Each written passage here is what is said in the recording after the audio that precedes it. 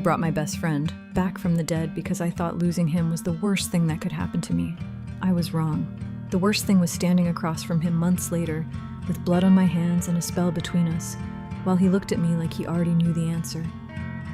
Did you ever love me? Or only the version of me who died before he could disappoint you? He asked. I should have said yes, I should have said no. Instead, the silence answered for me. Chapter 1, The Wrong Rhythm. The axe falls before the log has finished settling. I notice it through the kitchen window the way you notice a clock that ticks half a beat early. The wrongness slips in before your mind has named it. Whence he stands in the dusk, with his sleeves pushed to the elbow, working the woodpile down to neat halves, and every swing lands a fraction too soon. The wood does not get to rest before he splits it. The log does not get to be a log.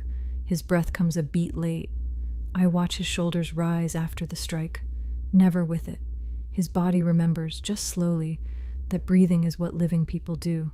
I have been holding mine in his rhythm without deciding to.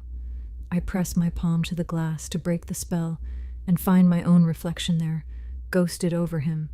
Pale brown hair stuck to my temple, shadowed eyes. The wrist wraps a smudge of bone white at the bottom of the frame. I look like a girl pretending to be the woman who lives here. I call his name, not loud. I want to see if he startles. He turns at once. He does not even pretend to look up first. Ness. My name in his mouth is soft enough to hurt. There is still a place at the corner of his mouth that used to mean I caught you. It is there. It is just thinner now, as if he has had to practice it alone. I step back from the window without deciding to. He notices. I can tell by the way his head tilts a quarter inch, the way his amber eyes find the edge of the curtain where I have moved to. The air in the cottage tightens around me like fabric pulling closed. I turn to the table. I have laid 2 places. Bread he will not eat. Tea he will not drink. The chair across from mine is pulled out at an angle, as if someone is just about to sit down. I do not remember pulling it out. I straighten the napkin anyway. I straighten the spoon. I do all the things a person does when she is keeping a life going with her hands because her mind has stopped being able to. Outside, the axe falls again. This is the part I tell myself I should be grateful for. He died with iron in his ribs because he stepped between me and a hunter's dog. I dragged him back from the cold floor of the cellar with my own blood crusted to my elbows. There are women in the valley who would call this a miracle. I would too, if my body did not keep learning his rhythm. That evening, before I take the rabbit down, he mends the sleeve I tore on the garden fence. I find him at the kitchen table with my work basket open beside him, thread looped over one finger. He has never sewn neatly. Even as a boy, his stitches looked like something trying to escape. Now each one is precise and tiny, black thread against faded blue linen, his head bent under the lamplight. You hated that basket. I still do. He bites the thread because he has forgotten he need not use his teeth for anything so ordinary. A pale edge shows at his mouth, too sharp, then disappears behind his lip. Needles are spiteful little things. The laugh that leaves me is too small to count, but it leaves. He looks up as if I have dropped something breakable. For 1 second I see him as he was under the bridge at 16, soaked through, mud on his cheek, holding my wrist between both hands while the hunters passed overhead. He had whispered nonsense then to stop my teeth from chattering, a whole story about a duke who married a turnip and regretted it. I had wanted to laugh and been too cold. Now he holds my sleeve out to me with both hands. It will pucker at the elbow. Don't blame me when you lift the kettle and look tragic. You were always terrible at sleeves. You are always dramatic about kettles. There he is, not alive, not quite, but close enough that my chest forgets its caution and goes toward him. When I reach for the sleeve, the kettle whistles behind me. I jerk, the handle tips. Hot water sloshes over the stove. Whence he moves. There is no blur, not exactly.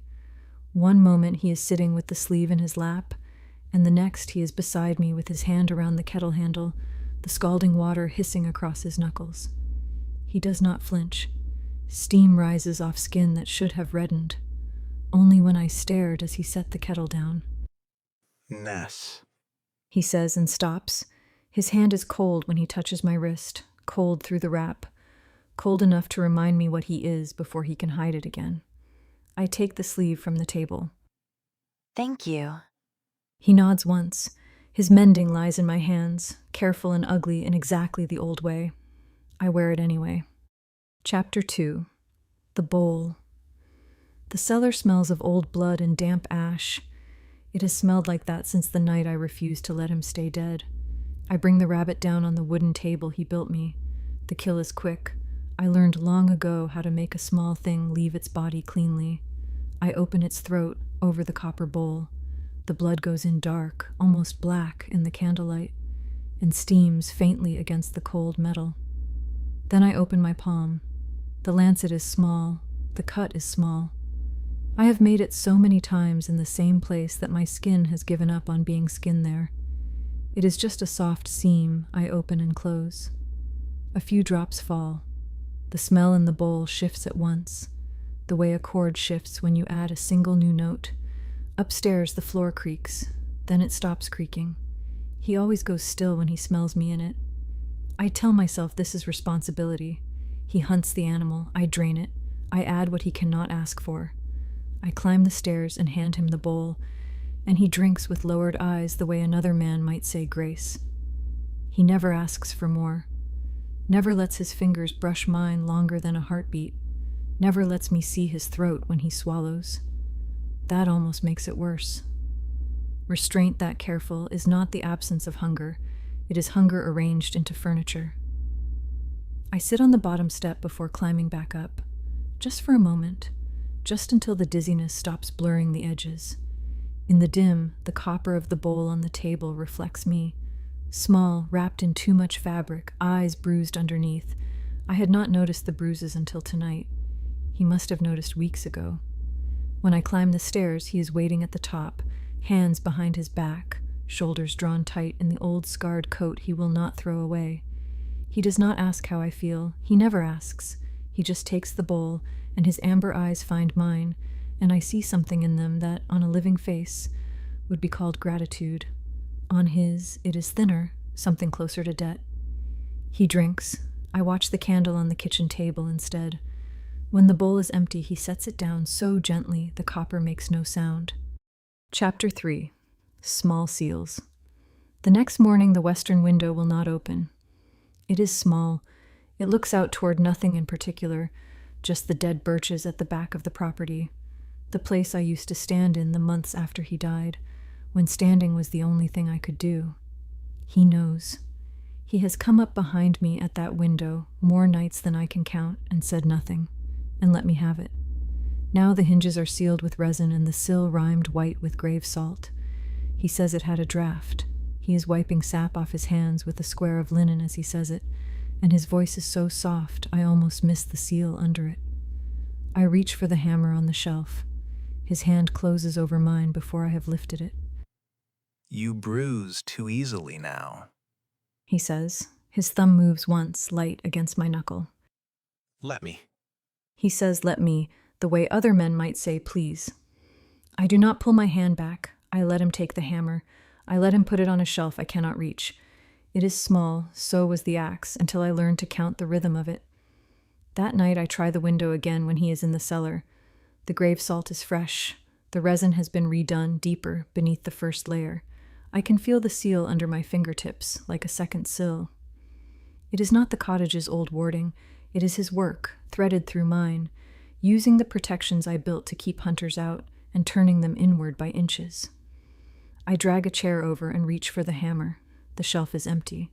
He has begun answering wishes I have not spoken. The shawl arrives before I shiver.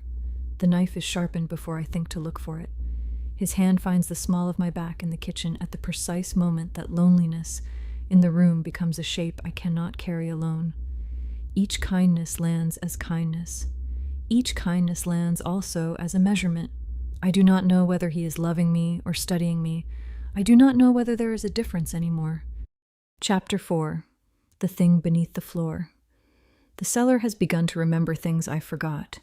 I go down with a candle one night, looking for nothing, looking for the thing in me that always wanted to look.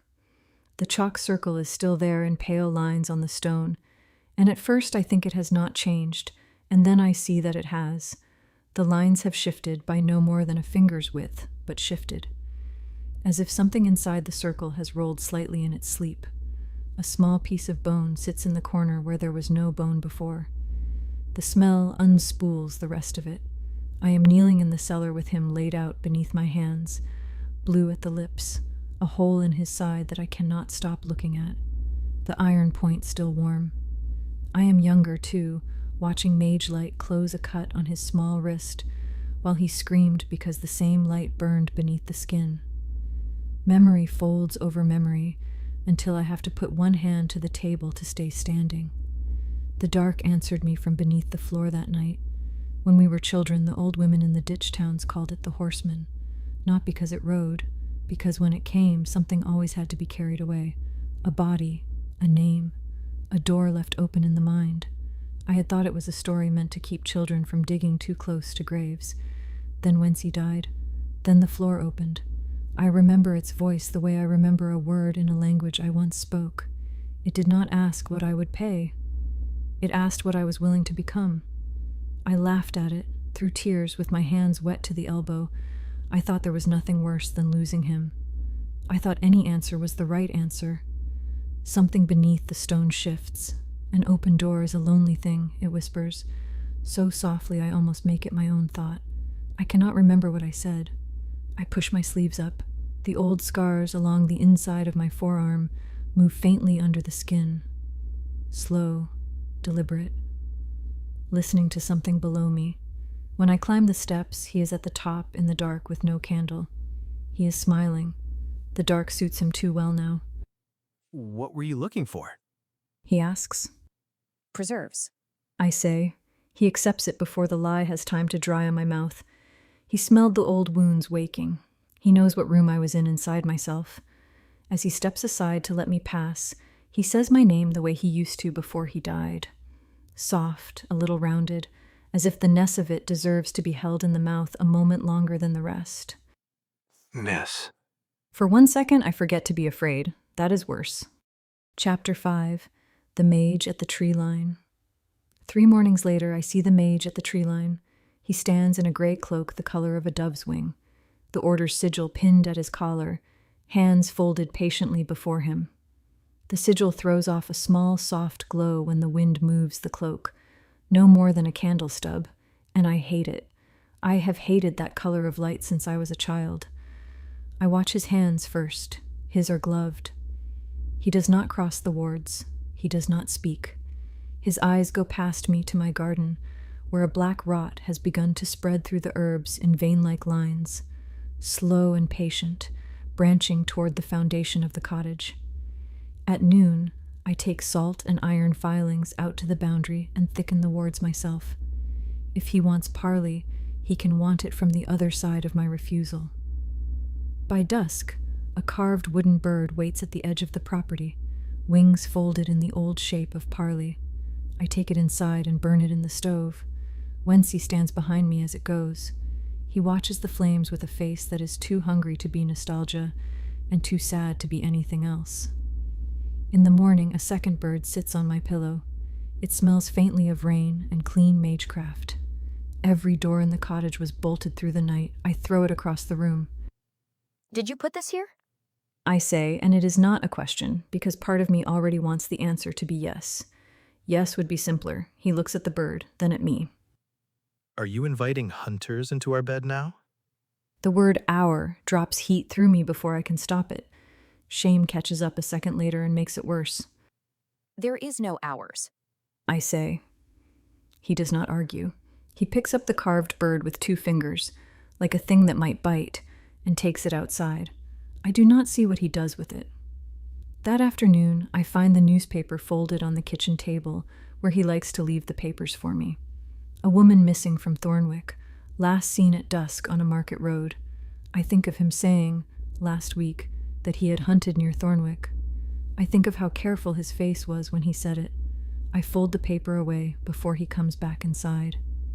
That night, by the hearth, he tells me how he died. I never told him. I never spoke a word of it after the ritual.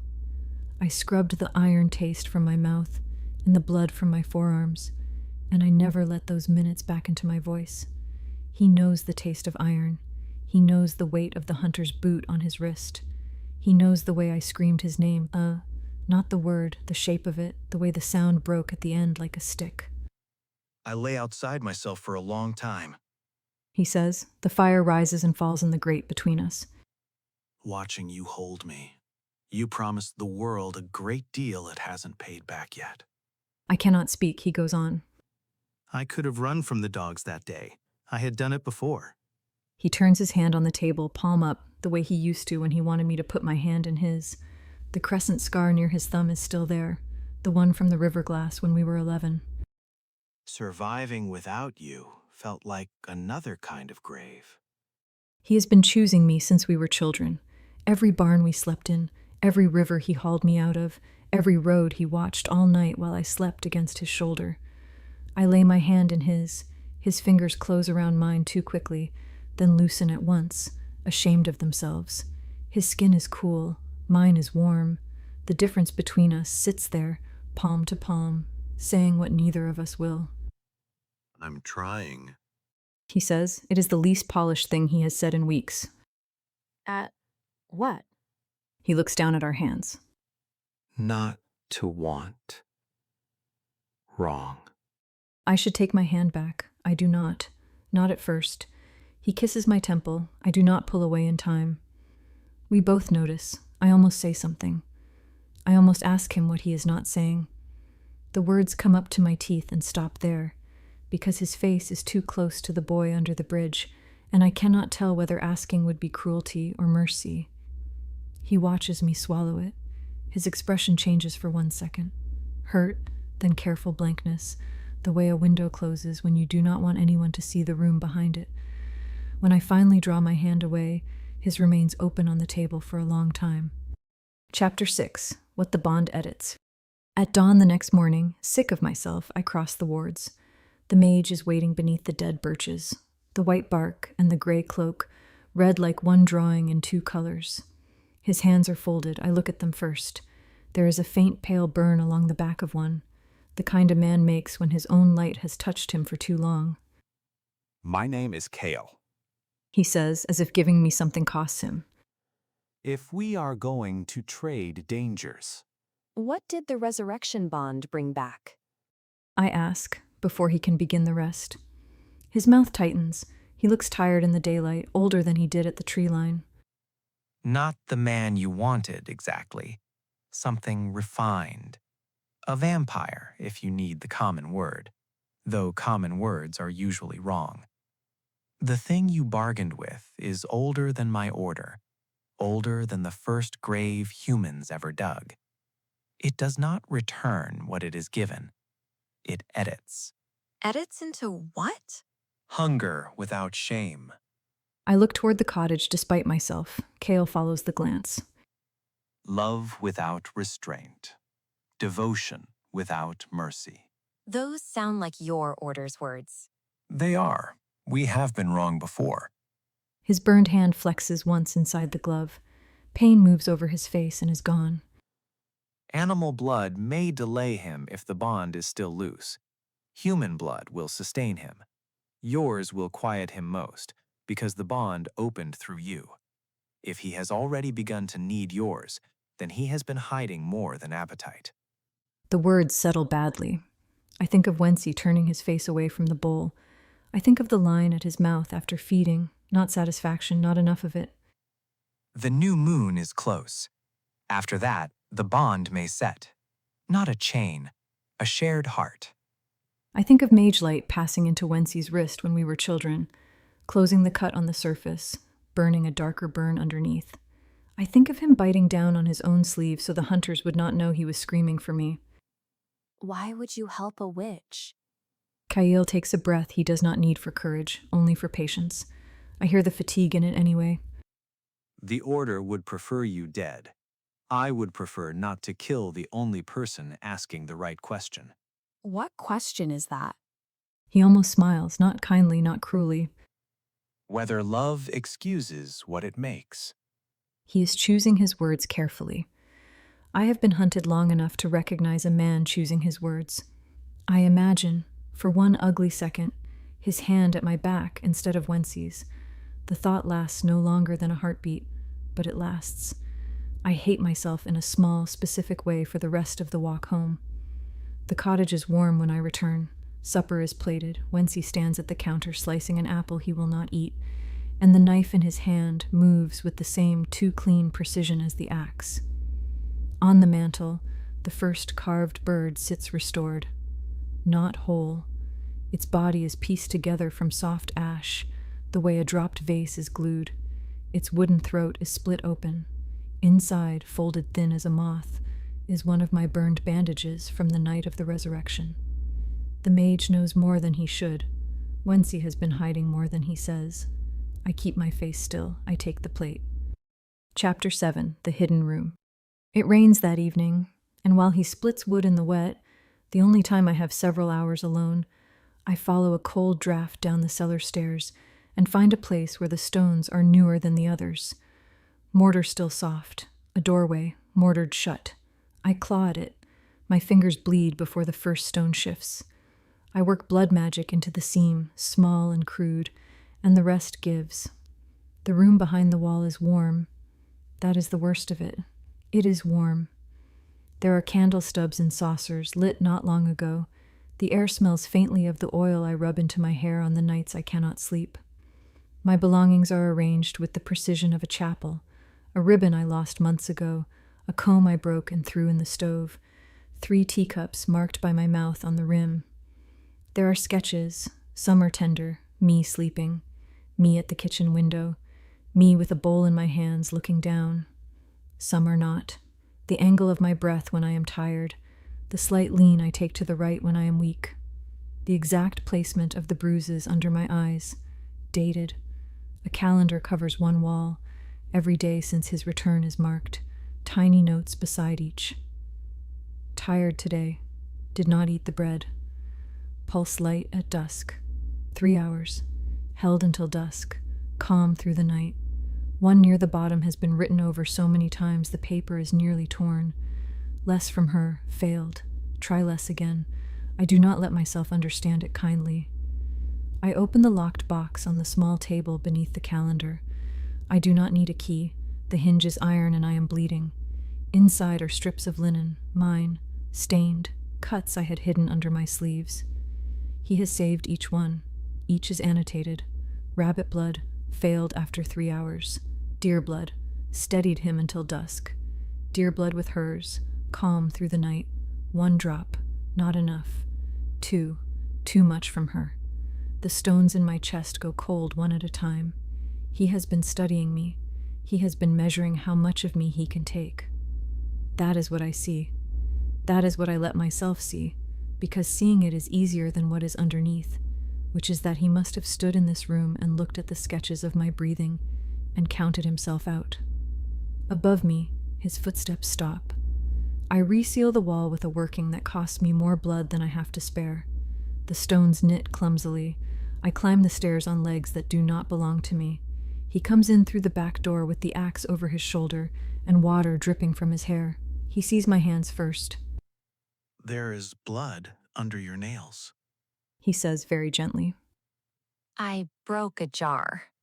He sets the axe in this corner. He crosses to me. He takes my fingers up, one at a time, and cleans them with his mouth. It is reverent. It is careful.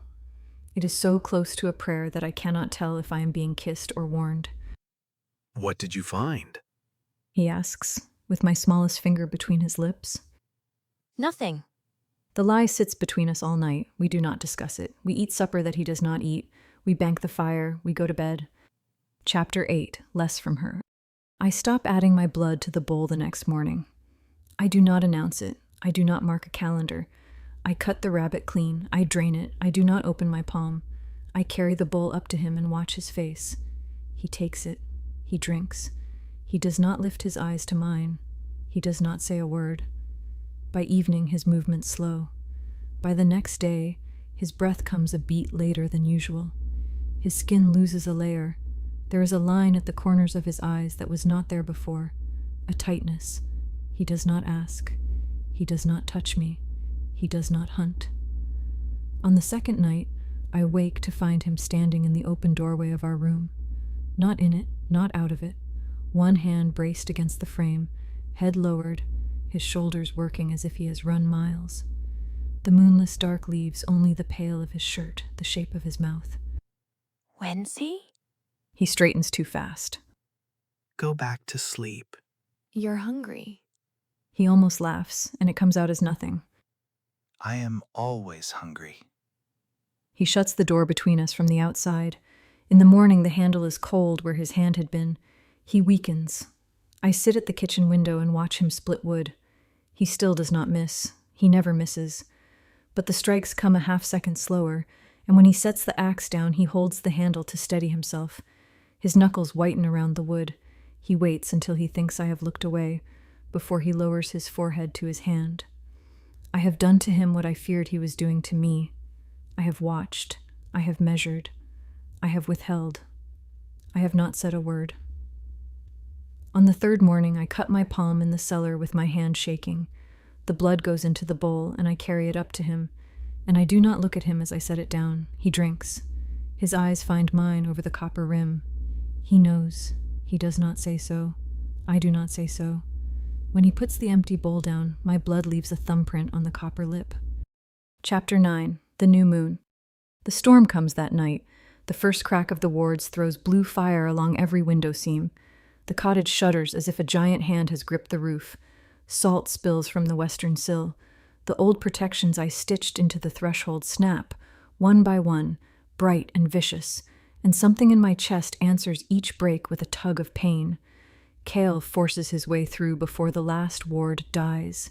He arrives at the door bleeding from the nose, soaked, with a roll of vellum bound in silver thread under his arm. The gray cloak hangs off him in torn, steaming strips. The burn on his hand has climbed past the glove and up his wrist, white light trapped under skin. The new moon. Tomorrow. He says like a man finishing a sentence I started. He sets the components on the kitchen table. Severance. He does not explain all of it. He does not say what it will do to me. He says only, Pity is not the same as mercy. Decide which you have for him. From the rain-streaked window, Wency watches us. His palm is pressed to the glass exactly where I used to rest mine when I mourned him. His face, for the first time since I dragged him out of the cellar, is a face I recognize completely, naked, terrified. I tell Cale to go. He looks at Wency, then at me. For a moment, I think he will refuse. Then his burned hand trembles once and he lowers it. I can only break in once. After tomorrow, if the bond sets, I may not be able to separate where you end. He goes. The components stay. I hide them under the loose stones of the hearth. I lay the brick back over them with my own hands. In the morning they are gone. Wency tells me without my asking. I moved them somewhere safe. When I demand them back, he kneels. Not as a vampire kneels, theatrical, but as a boy might, with his forehead almost to my hands. Don't make me die alone a second time. His voice catches on die and does not recover cleanly. One night, no lies, no wards, no pretending you don't want me. I should refuse him. Refusal has already become a cage of its own. I say yes. He takes my hand. His touch is careful. Too careful. Chapter 10. No Lies. The night is not what I feared it would be. He does not unravel. He does not take. He does not let his hunger out of the house he has built around it. Not at first. He asks me when I first became afraid of him. I tell him the window, the cellar, the way his hand finds my back before I am cold. I do not tell him the older version of the answer, that I became afraid of him the first time I understood I could not survive without him. He asks me if I still want him.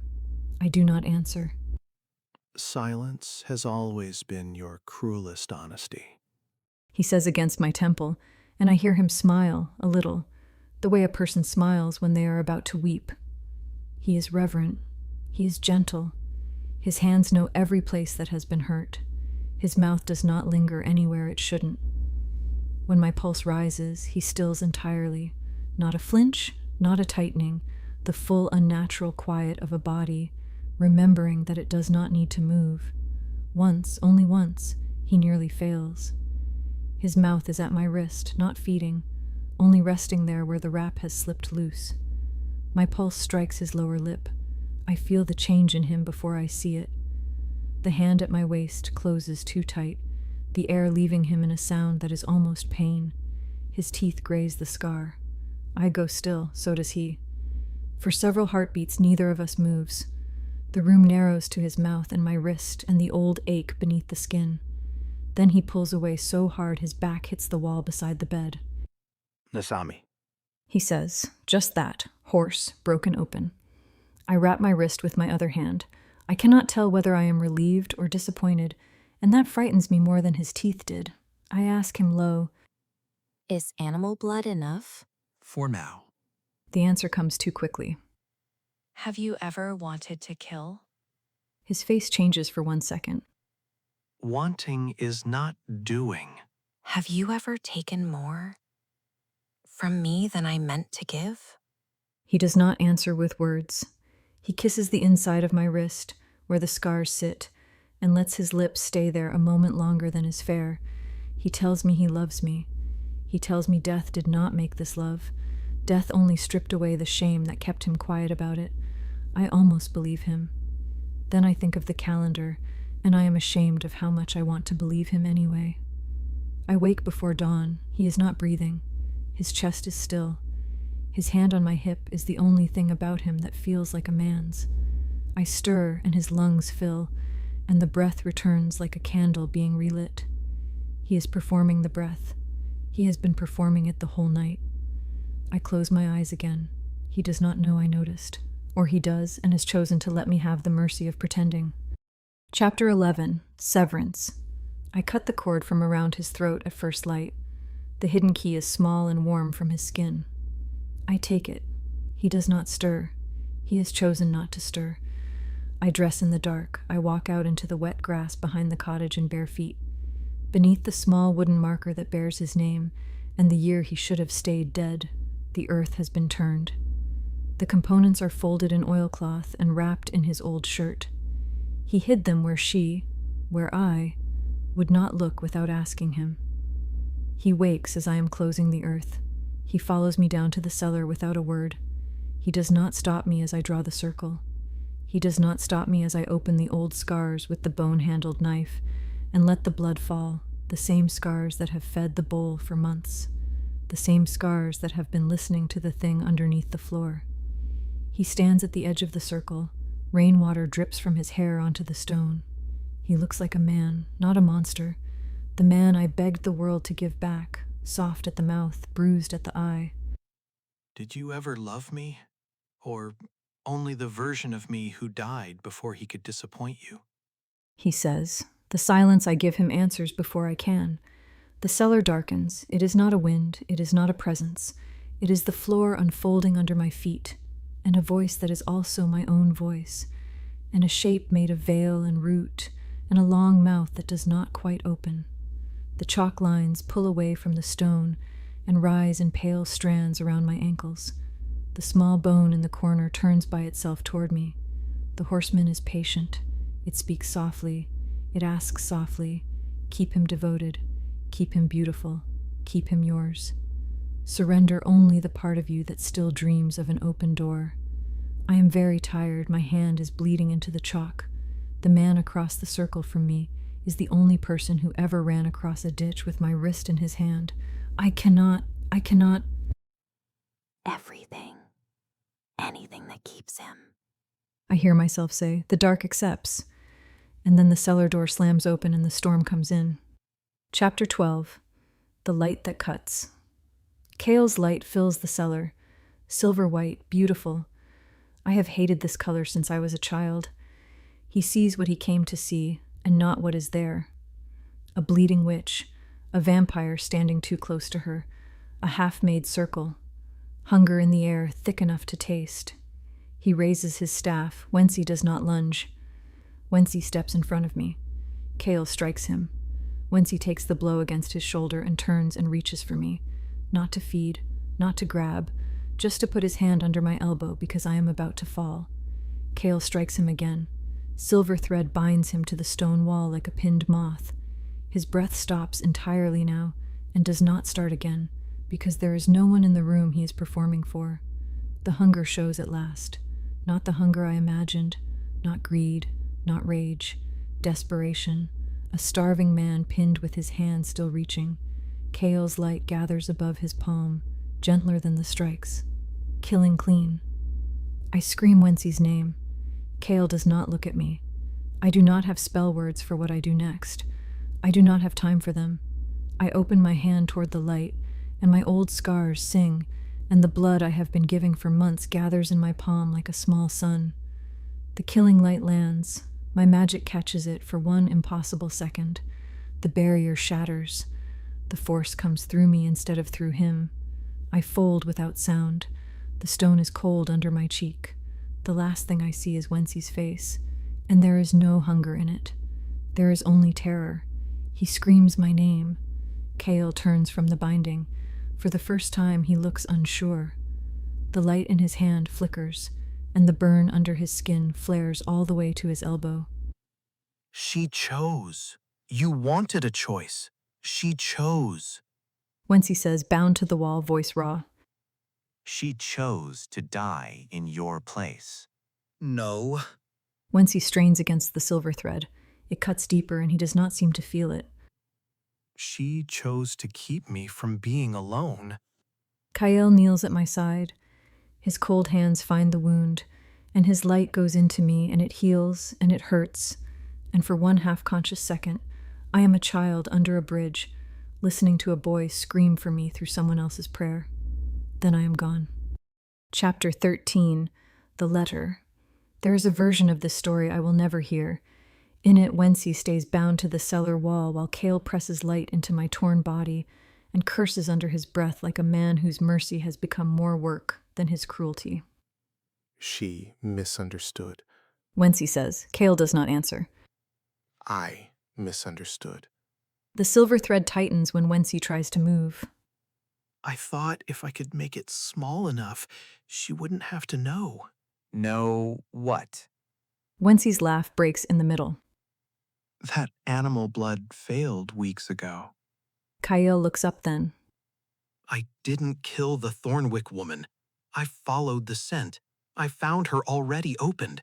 Something else had been feeding near the road. I should have told Nasami. I should have told her all of it. But I had just learned deer blood wouldn't hold me, and the order was at the tree line, and she already looked at me like... Like what? Like I was a door she had shut and found locked from the other side. Kyle's burned hand shakes over my ribs. The light steadies again. Wency closes his eyes. I took from her, a little at a time. Never enough to kill. Never enough, I thought, to truly hurt. I watched the bruises. I counted her pulse. I kept the bandages because I needed to know how little I could survive on. That hidden room was not tenderness. No, it was fear. It was shame. It was me being a coward with a neat hand. The word is immediate. Kale rises when my breathing steadies. He goes to the broken wall and finds the calendar where it has fallen face down in dust. He reads the annotations in silence first, then aloud. Less from her. Failed. Try less again. Wency's face turns away. Kale finds the box, the stained linen, the notes. Beneath them is a folded letter with my name on the outside in Wency's careful hand. Doubt. Wency says. Kale opens it anyway. He reads only pieces, enough to do damage. Ness, if you find this, I have already failed at courage. A pause. I can hear your heart from 3 rooms away. I know when you lie about being dizzy. I know how you move when you are trying not to lean on the table. I have been starving myself and still taking too much. Wency's bound hands curl against the stone. Kale turns the page. I weighed every drop. I was trying to make it last. The cellar is quiet after that. When Kale speaks again, there is disgust in his voice, but pity sits under it like a bruise. Hopeless self-sacrifice is not goodness. Starving did not make you safe. Hiding only taught her to fear the shape of your love. I know. Wency says, You don't. If you knew, you would have let her choose with the truth in her hand. Wency looks at me on the floor. Will you tell her? Kale folds the letter once, twice. He does not put it back in the box. No, not yet. He says, Why? Because if she wakes and runs to you out of guilt, that is only another chain. And if she runs from me because you show her a body I didn't drain? Kale's silence answers too much. Wency goes still. The cellar darkens around him. The horseman has gone, or is only listening from somewhere beneath the stone. Kale lifts me carefully, though carefulness does not make him kind.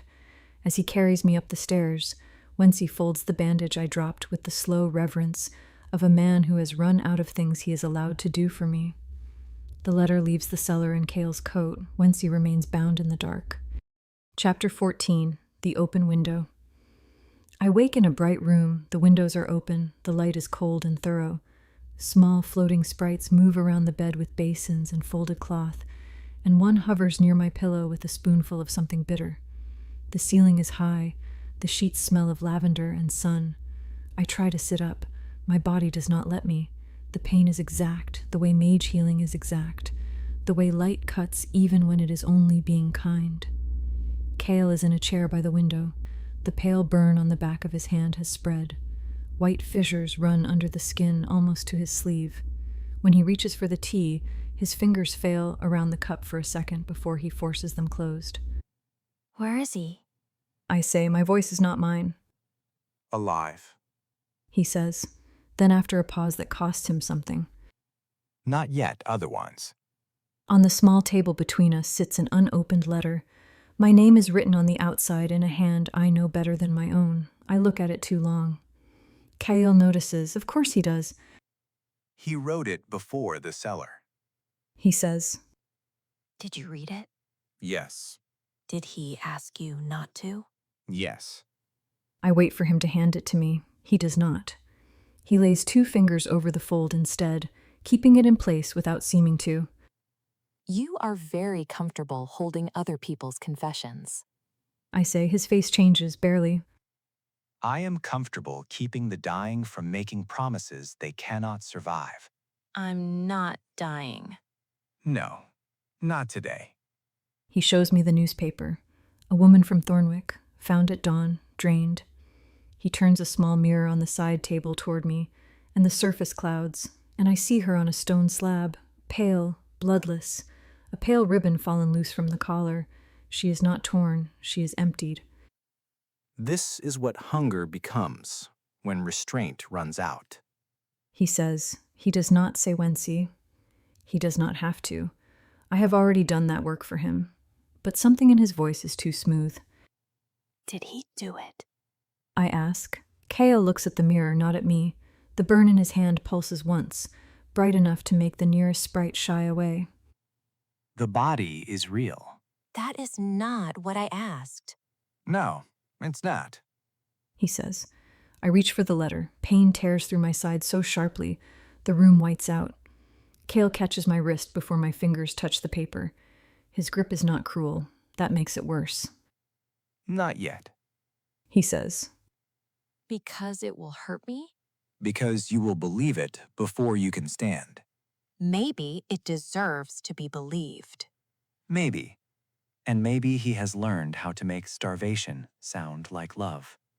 He releases me slowly. A meal is brought in on a tray. 2 places are set on the small table by the window. Tea for me.